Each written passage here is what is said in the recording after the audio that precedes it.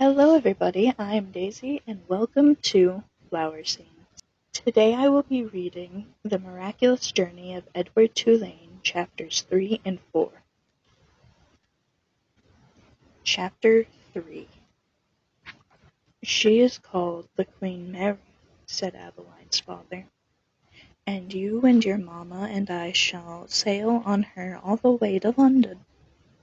What about Pellegrina? Said Abeline. I will not go, said Pellegrina. I will stay. Edward, of course, was not listening. He found the talk around the dinner table excruciatingly dull. In fact, he made a point of not listening if he could help it. But then Abeline did something unusual, something that forced him to pay attention. As the talk about the ship continued, Abeline reached for Edward and took him from his chair and stood him up in her lap. "What about Edward?" she said, her voice high and uncertain. "What about him, darling?" her mother said. "Will Edward be sailing on the Queen Mary with us?" "Well, of course, if you wish, although you are getting a little old for such things as China rabbits." "Nonsense," said Abeline's father jovially. Who would protect Abeline if Edward was not there? From the vantage point of Abeline's lap, Edward could see the whole table spread out before him in a way that he couldn't when he was seated in his own chair. He looked upon the glittering array of silverware and glasses and plates. He saw the amused and condescending looks of Abeline's parents, and then he met Pellegrina's. She was looking at him in a way a hawk hanging lazily in the air might study a mouse on the ground. Perhaps the rabbit fur on Edward's ears and tail and the whiskers on his nose had some dim memory of being haunted, for a shiver went through him. "Yes," said Pellegrina without taking her eyes off Edward. Who would watch over Abeline if the rabbit were not there? That night, when Abeline asked, as she did every night, if there would be a story, Pellegrina said, "Tonight, lady, there will be a story." Abeline sat up in bed. "I think Edward needs to sit here with me," she said, "so that he can hear the story too." "I think that is best," said Pellegrina. "Yes, I think that the rabbit must hear the story." Abeline picked Edward up, sat him next to her in bed, and arranged the covers around him. Then she said to Pellegrina, "We are ready now." "So," said Pellegrina. She coughed. "And so the story begins, with a princess." "A beautiful princess?" Abeline asked. "A very beautiful princess." "How beautiful?" "You must listen," said Pellegrina. "It's all in the story." That is chapter 3. Chapter 4. Once there was a princess who was very beautiful. She shone as bright as the stars on a moonless night. But what difference did it make that she was beautiful? None. No difference. "Why did it make no difference?" asked Abeline. "Because," said Pellegrina, "she was a princess who loved no one and cared nothing for love, even though there were many who loved her." At this point in her story Pellegrina stopped and looked right at Edward. She stared deep into his painted-on eyes, and again Edward felt a shiver go through him. Here's a picture.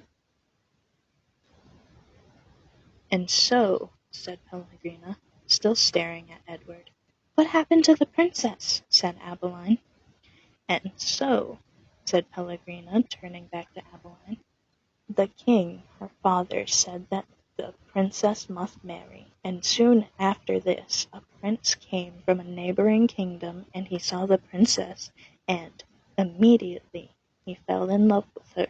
He gave her a ring of pure gold. He placed it on her finger. He said these words to her: "I love you." But do you know what the princess did? Abeline shook her head. She swallowed the ring. She took it from her finger and swallowed it. She said that this is what I think of love. And she ran from the prince. She left the castle and went deep into the woods. And so what? Said Abeline. What happened then? And so the princess became lost in the woods. She wandered for many days. Finally, she came to a little hut, and she knocked on the door. She said, "Let me in. I am cold." There was no answer. She knocked again. She said, "Let me in. I am hungry." A terrible voice answered her. The voice said, "Enter if you must." The beautiful princess entered, and she saw a witch sitting at the table, counting pieces of gold. 3,622, said the witch. "I am lost," said the beautiful princess. "What of it?" said the witch. 3,623. "I am hungry," said the princess. "Not my concern," said the witch. 3,624. "But I am a beautiful princess," said the princess. 3,625. "My father," said the princess, "is a powerful king. You must help me, or there will be consequences." "Consequences," said the witch. She looked up from her gold. She stared at the princess. "You dare talk to me of consequences? Very well, then. We will speak of consequences. Tell me the name of the one you love." "Love," said the princess. She stomped her foot. "Why must everyone always speak of love?" "Whom do you love?" said the witch. "You must tell me the name." "I love no one," said the princess proudly.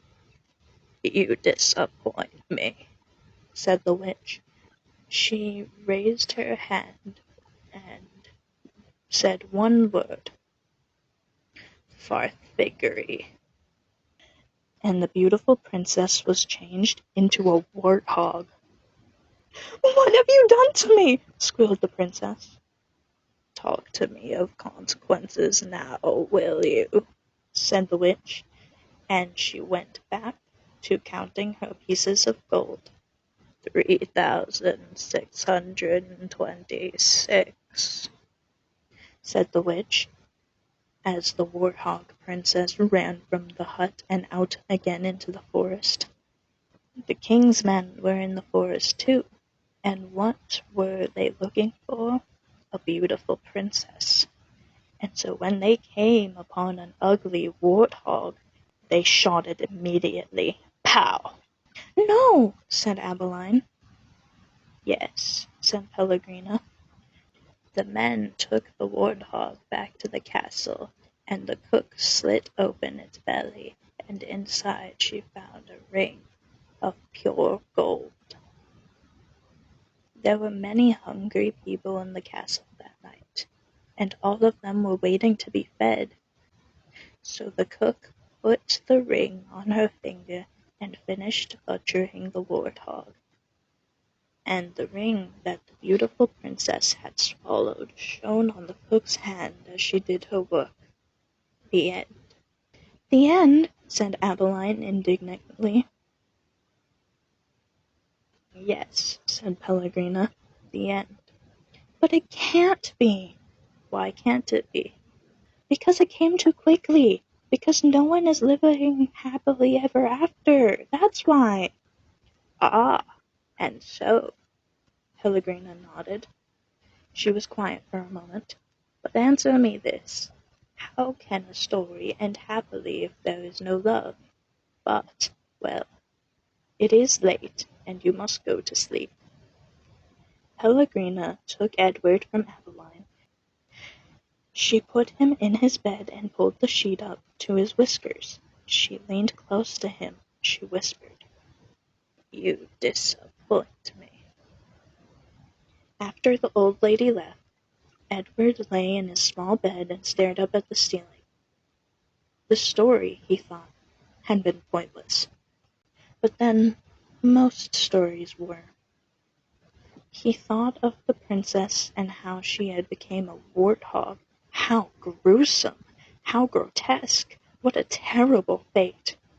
"Edward," said Adeline, "I love you. I don't care how old I get, I will always love you." "Yes, yes," thought Edward. He continued to stare up at the ceiling. He was agitated for some reason that he could not name. He wished that Pellegrina had put him on his side so that he might look at the stars. And then he remembered Pellegrina's description of the beautiful princess. She shone as bright as the stars on a moonless night. For some reason, Edward found comfort in these words, and he repeated them to himself. As bright as the stars on a moonless night. As bright as the stars on a moonless night. Over and over until, at last, the first light of dawn appeared. That was Chapter 4 of The Miraculous Journey of Edward Tulane by Kate Dicamillo. I hope you guys enjoyed listening. Make sure to like and subscribe. Thank you so much, and goodbye.